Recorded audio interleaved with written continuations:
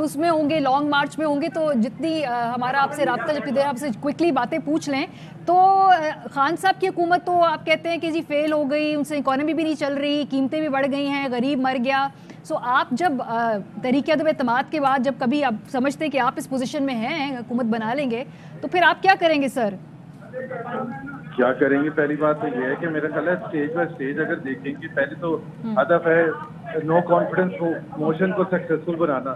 दूसरी बात ये है कि जब आप ये कहती है ना कि हम क्या करेंगे, वो जो मैंडेट होता है ना, जो खान साहब लेके आए थे या उनको दिलवाया गया था, तो वो 5 साल का मैंडेट होता है। उसमें आप मईशत को ठीक करने के लिए जो इक़दाम उठाते हैं सर, एक्शनेबल स्टेप्स पे आ जाते हैं। मईशत को ठीक करने के लिए आते ही पहले 3-4 इक़दाम क्या होंगे? डॉलर की प्राइस, पेट्रोल की प्राइस, बिजली की कीमतें, यही है ना बड़े बड़े चैलेंजेस। जी, सबसे पहली बात तो ये होती है कि आपको कॉन्फिडेंस क्रिएट करना होता है। जितने भी बड़े बिजनेसमैन हैं, पाकिस्तानी नहीं, ना सिर्फ बाहर के बिजनेसमैन, इन्वेस्टर, ग्लोबल फंड्स हैं, जो पाकिस्तान में जिनको कॉन्फिडेंस हो कि ये ऐसी हुकूमत आई है जो दूरस्थ फैसले करेगी और ऐसे फैसले करेगी जिसमें कोई लॉन्ग टर्म बेनिफिट है पाकिस्तान का और बिजनेसमैन का और पाकिस्तानी अवाम का। तो जब पहले तो बात होती है कि आप क्या इकदाम उठाते हैं, तो बिजली एक दिन अनाउंस करने से तो नहीं कम हो जाएगी।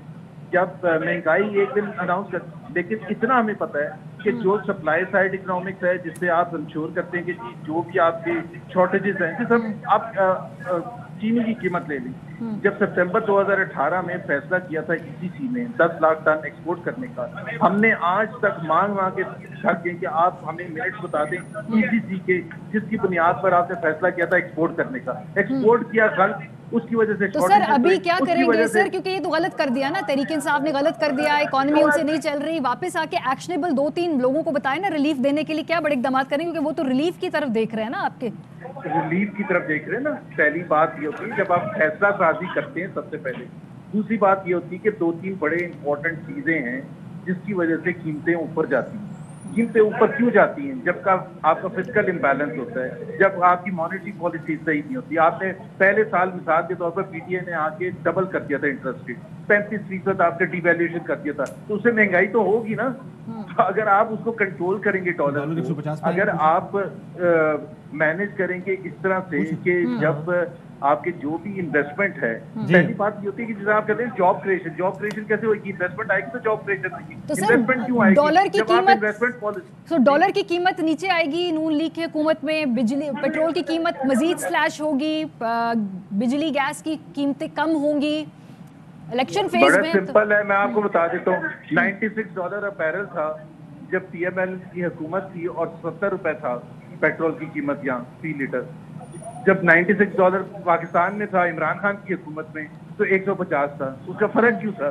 फर्क इसलिए था कि आप सस्ता कर देंगे, सस्ता करेंगे ना, सस्ता 100 रुपए पे कर दें, रिलीफ देंगे। रिलीफ नहीं, रिलीफ नहीं, please don't use this word relief. There is no such thing. अगर रिलीफ दे के कामयाबी होती तो कोई भी दुनिया का हुकूमत ये कर सकती थी कि जी पेट्रोल की कीमतें कम कर दें।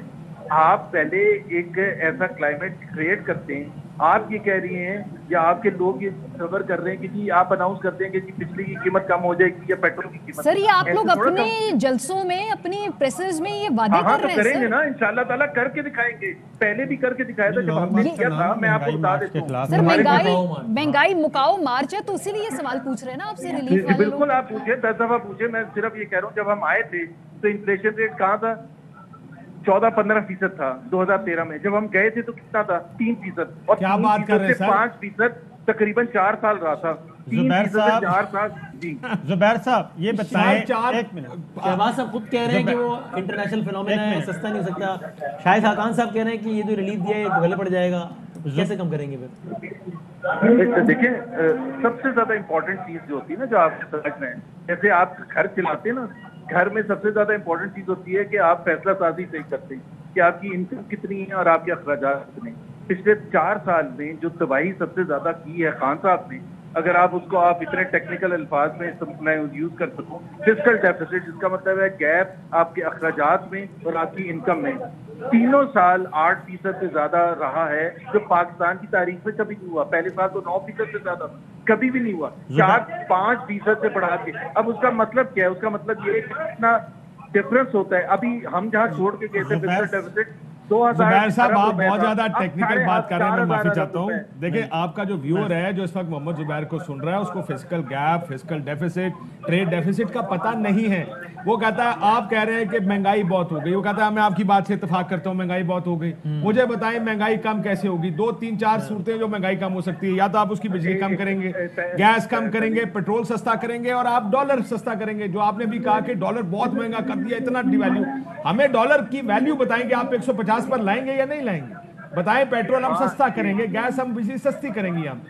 सिंपल बात है। काशिफ बाती, ये जो जितने भी चीजें हैं जो आप कह रहे हैं, अभी जब नो कॉन्फिडेंस मोशन के बाद जो भी हुकूमत आएगी वो एक बहुत कम अरसे के लिए होगी, उसमें दूरदर्श इकदाम नहीं हो सकते। हम चाहेंगे इलेक्शन में, और इलेक्शन में मैंडेट लेके आएंगे अपने इकोनॉमिक प्रोग्राम की बुनियाद पर। अब 5 साल का इकोनॉमिक प्लान बनाएंगे जिसके असरात पहले 6 महीने में आने शुरू हो जाएंगे, स्लोली बट श्योरली।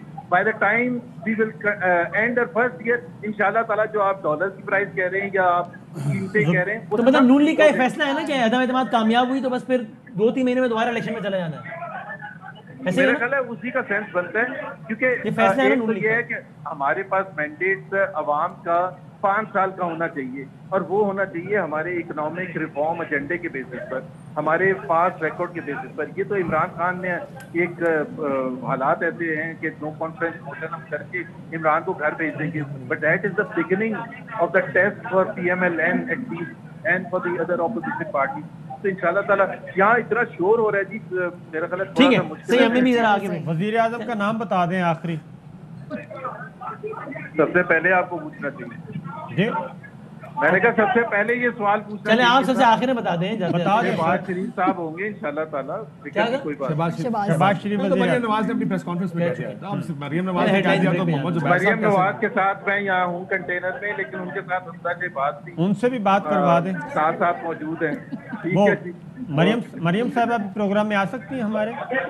ये आपके चैनल वाले यहाँ आए हुए हैं, वो 2-2 3-3 मिनट 5-5 मिनट के वो दे रहे हैं। एयर बाय वालों को कहते हैं कि उनको देखा भी मैं करवा देता हूँ, एयर बाय वालों नहीं, को। हमारे वो चैनल के connect रिपोर्टर आपको- को नहीं दिया उन्होंने टाइम, आप दिलवा दें, जरा कोऑर्डिनेट करवा लें। नहीं, मैं अभी दिलवा देता हूँ। बड़ी नवाजिश, बहुत अभी ये वैसे भाई इतना अपना अच्छा फोन भी चैनल है। पकड़ा Thank you very सकते हैं much. वैसे।